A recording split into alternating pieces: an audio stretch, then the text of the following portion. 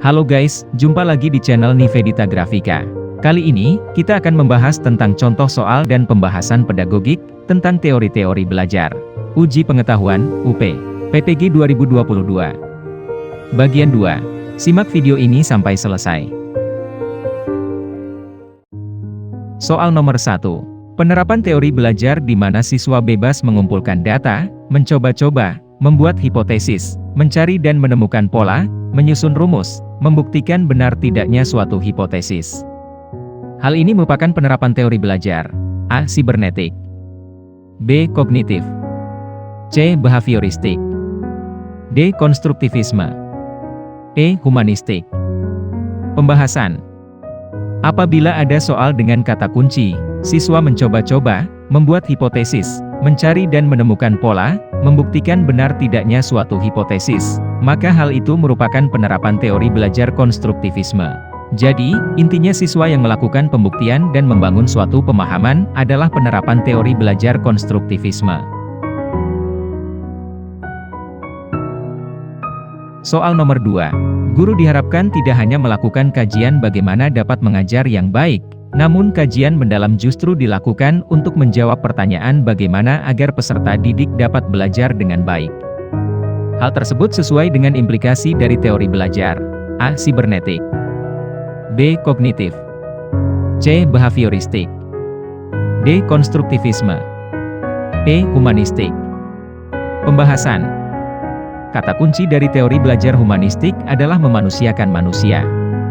Dalam implikasinya, guru tidak hanya harus mengajar dengan baik namun ia juga harus memikirkan bagaimana caranya agar peserta didik bisa belajar dengan baik dan nyaman. Jawaban, E. Humanistik. Soal nomor 3. Guru tidak mentransfer pengetahuan yang dimiliki, melainkan membantu peserta didik untuk membentuk pengetahuannya sendiri dan dituntut untuk lebih memahami jalan pikiran atau cara pandang peserta didik dalam belajar. Hal tersebut sesuai dengan implikasi dari teori belajar. A. Sibernetik. B. Kognitif. C. Behavioristik. D. Konstruktivisme. E. Humanistik. Pembahasan. Kata kunci dari teori belajar konstruktivisme adalah selain membuktikan, siswa juga membentuk pengetahuannya sendiri. Kata kuncinya juga dapat berubah-ubah di berbagai soal seperti, siswa mencoba-coba, siswa menguji benar atau tidaknya suatu hipotesis, siswa membentuk pengetahuannya sendiri dengan bantuan guru. Hal itu merupakan penerapan dari teori belajar konstruktivisme. Jawaban, D. Konstruktivisme.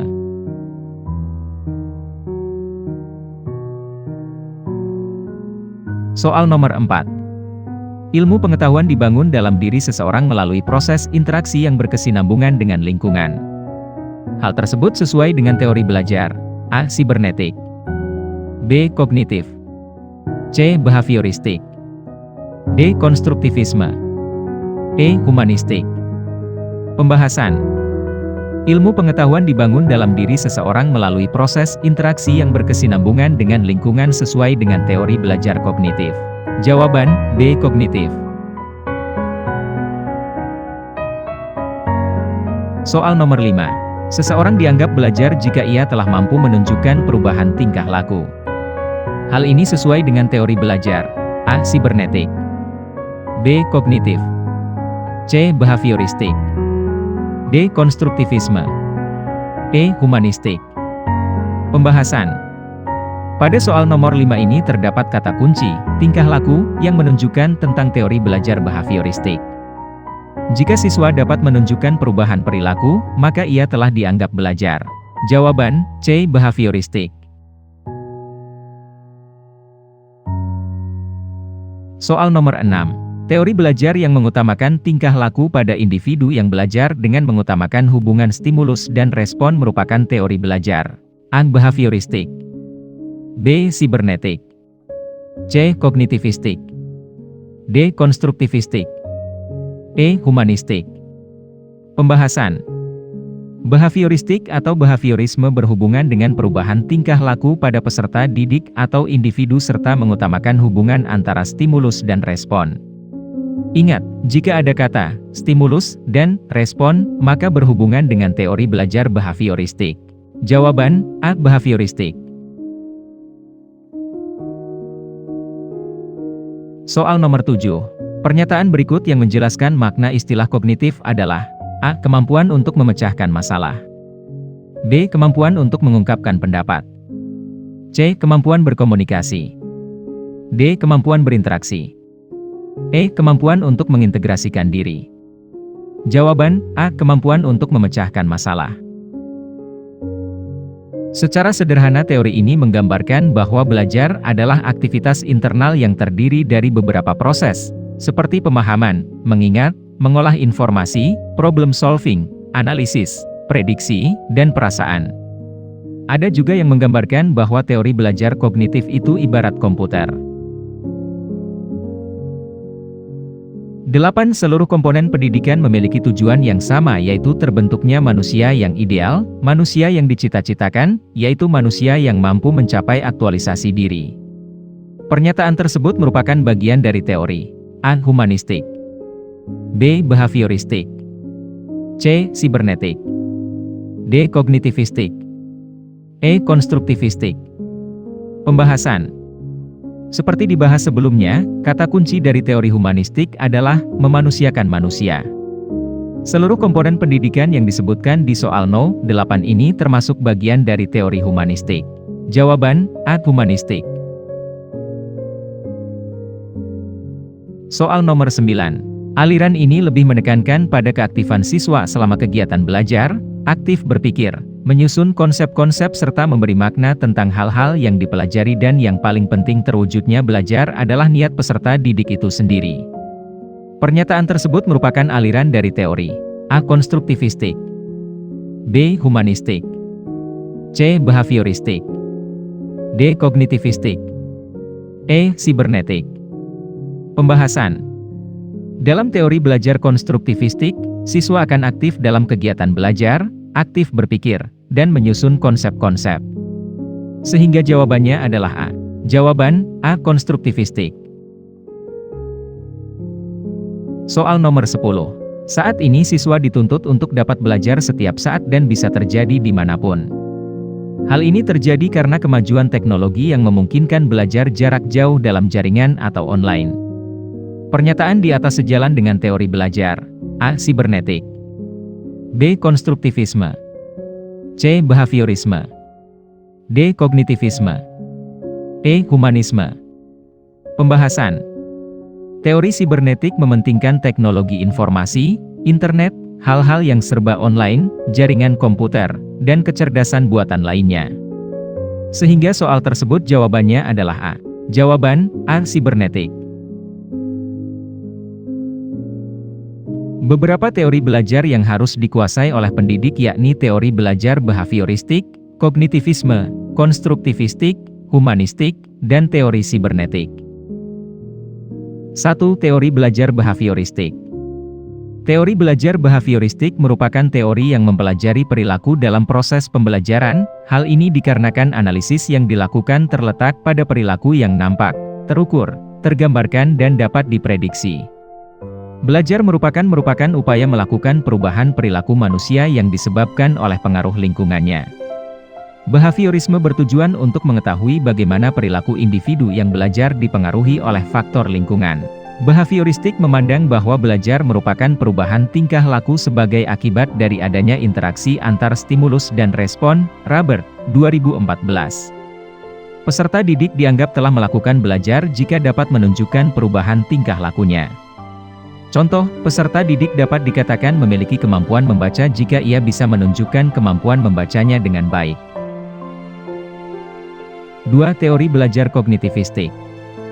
Teori belajar kognitivistik merupakan pendekatan belajar yang lebih mementingkan proses belajar daripada hasil belajarnya. Teori belajar kognitif sering disebut sebagai model perseptual. Teori ini memandang bahwa tingkah laku seseorang ditentukan oleh persepsi serta pemahamannya tentang situasi yang berhubungan dengan tujuan belajarnya. Dalam perspektif teori ini, bagian-bagian dari suatu situasi saling berhubungan dengan seluruh konteks situasi tersebut. Tindakan pemisahan atau pembagian sebuah materi pelajaran ke dalam komponen-komponen kecil dan dipelajari secara terpisah akan menyebabkan substansi materi tersebut akan kehilangan makna. Proses pembelajaran menggunakan pendekatan teori ini dianggap sebagai suatu proses internalisasi ingatan, retensi, pengolahan informasi, emosi, dan aspek-aspek kejiwaan lainnya. Aktivitas belajar dalam pendekatan ini melibatkan proses berpikir yang sangat kompleks. 3. Teori belajar konstruktivistik. Dalam teori belajar konstruktivistik, proses belajar merupakan suatu proses pembentukan, konstruksi, pengetahuan oleh peserta didik itu sendiri. Pengetahuan ada di dalam diri seseorang yang sedang mengetahui, Skung, 1986. Artinya, proses pembentukan pengetahuan dilakukan oleh peserta didik itu sendiri. Peserta didik harus aktif selama kegiatan pembelajaran, aktif berpikir, menyusun konsep, dan memberi makna tentang hal-hal yang sedang dipelajari. Terwujudnya gejala belajar ditentukan oleh niat belajar peserta didik itu sendiri. Adapun peranan guru dalam teori belajar konstruktivistik adalah membantu memfasilitasi agar proses pengkonstruksian pengetahuan oleh peserta didik berjalan lancar. Guru tidak mentransfer pengetahuan yang telah dimilikinya, melainkan mendampingi peserta didik untuk membentuk pengetahuannya sendiri dan dituntut untuk lebih memahami jalan pikiran atau cara pandang peserta didik dalam belajar. 4. Teori belajar humanistik. Teori belajar humanistik salah satu teori belajar yang penting dan harus dipahami oleh seorang pendidik. Hal ini untuk mewujudkan pembelajaran yang berkualitas dan sesuai dengan tuntutan pendidikan abad 21. Humanistik sendiri berasal dari kata human, yang berarti manusia. Dalam arti luas, humanistik dapat dikatakan sebagai upaya memanusiakan manusia melalui proses pembelajaran. Dalam pelaksanaannya, teori humanistik sangat mementingkan isi yang dipelajari daripada proses belajar itu sendiri. Teori belajar ini lebih banyak berbicara tentang konsep-konsep pendidikan untuk membentuk manusia yang dicita-citakan, serta tentang proses belajar dalam bentuknya yang paling ideal. Teori ini beranggapan bahwa teori belajar apa saja dapat dimanfaatkan dengan tujuan memanusiakan manusia, yakni dengan mencapai aktualisasi diri, pemahaman diri secara optimal. Teori humanistik juga memandang faktor motivasi dan pengalaman emosional dalam proses belajar sangat penting. Tanpa faktor motivasi tersebut, maka proses transfer pengetahuan tidak dapat dilakukan dengan maksimal. 5. Teori belajar sibernetik. Teori belajar sibernetik merupakan teori belajar yang cukup baru terdengar di kalangan para pendidik. Teori ini menekankan pembelajaran dapat terjadi di mana dan kapanpun tanpa dibatasi oleh ruang dan waktu.